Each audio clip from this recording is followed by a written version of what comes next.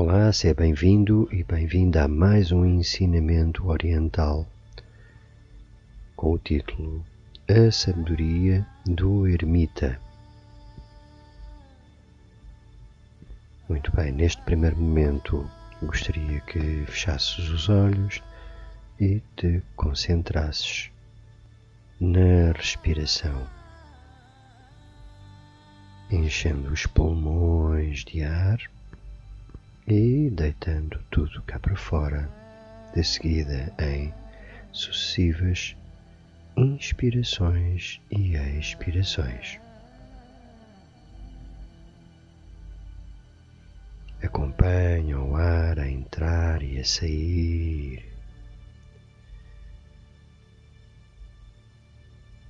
E falo de uma maneira intencional e profunda.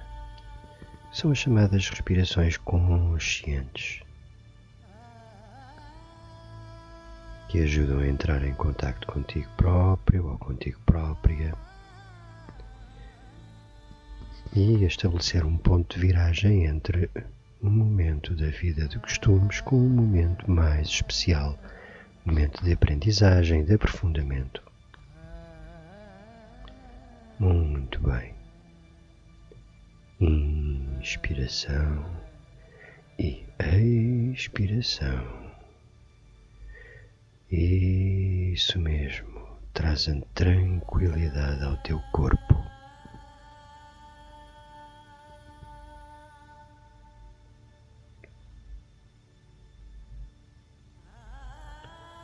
Então vamos iniciar esta história, este ensinamento.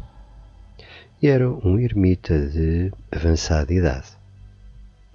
O seu cabelo era branco, como a espuma, e o seu rosto estava sulcado por profundas rugas. Mas a sua mente continuava a ser sagaz e desperta, e o seu corpo continuava flexível, submetendo-se a todo tipo de disciplinas e austeridades, obtiveram um impressionante domínio das suas faculdades, desenvolvera portentosos poderes psíquicos.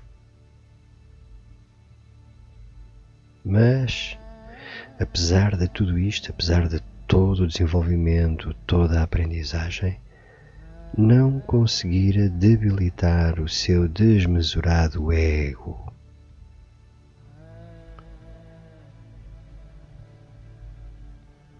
A morte, porém, não perdoa ninguém, e certo dia, Yama, o Senhor da Morte, mandou um dos seus emissários para que capturasse o ermita e o levasse até ao seu reino. Então, o ermita, com o seu desenvolvido poder clarividente e perito na arte da ubiquidade, projetou o seu corpo em 39 formas iguais à sua.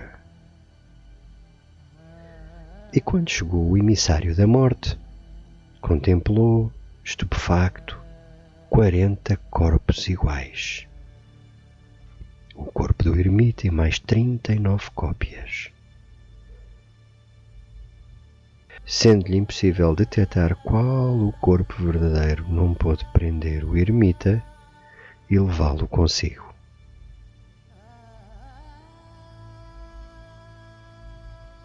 Fracassado, o emissário da morte regressou para junto de Yama e expôs-lhe o sucedido.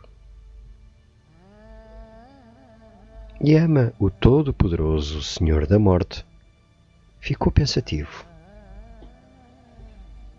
Refletiu por uns instantes e então aproximou os seus lábios do ouvido do emissário e deu-lhe algumas instruções precisas. Um sorriso desenhou-se no circunspecto rosto do emissário da morte, que se fez ao caminho em direção aonde habitava o ermita. E de novo, o ermita, com o seu terceiro olho altamente desenvolvido e receptivo, intuiu que o emissário se aproximava. Num instante, repetiu a artimanha à qual recorrera antes e recriou 39 formas idênticas à própria. O emissário da morte voltou a encontrar-se com 40 formas iguais. Mas, seguindo as instruções de Yama, exclamou: "Muito bem, mas muito bem mesmo. Que grande proeza!" E após uma breve pausa acrescentou: "Mas há uma pequena falha." Então o ermita, com o orgulho ferido, atreveu-se a perguntar: "Qual?" E assim o emissário da morte pôde capturar o corpo real do ermita e levá-lo sem demora para as tenebrosas esferas da morte.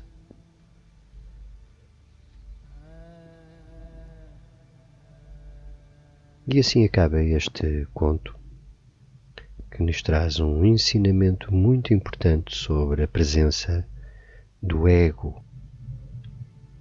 Um dos obstáculos mais difíceis de ultrapassar no caminho da realização de nós mesmos e até de maturidade emocional. O egocentrismo, a presença do ego nas suas diversas formas. O ego manifesta-se como vaidade, como presunção, desconfiança, suscetibilidade, orgulho, um orgulho desmesurado, um narcisismo, e tem uma série de necessidades. Tem necessidade de ter razão, tem necessidade de ser grande, tem necessidade de reconhecimento, tem necessidade de ser sempre visto, de ser importante, de ficar sempre por cima, digamos assim, e de estar sempre certo.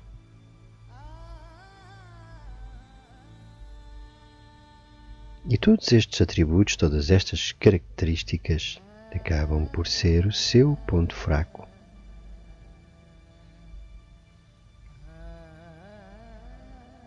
Não se trata de eliminar o ego, mas de evitar que se torne exacerbado, exagerado.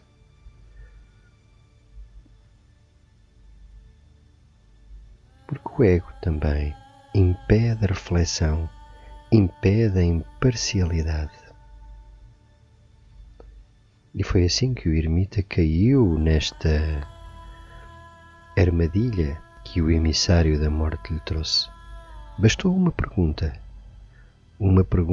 que feriu o ego e facilmente desmontou toda aquela encenação.